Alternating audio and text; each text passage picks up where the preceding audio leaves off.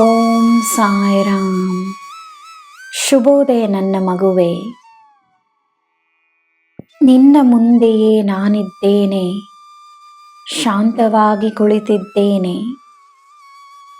ನೀನು ಶಾಂತವಾಗಿ ನಿನ್ನ ದಿನವನ್ನು ಪ್ರಾರಂಭಿಸು.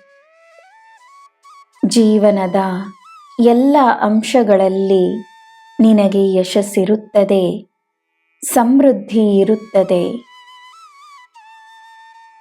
ಕಾರ್ಯಗಳು ಹೇಗೆ ಆಗುತ್ತಿವೆಯೋ ಆಗಲಿ.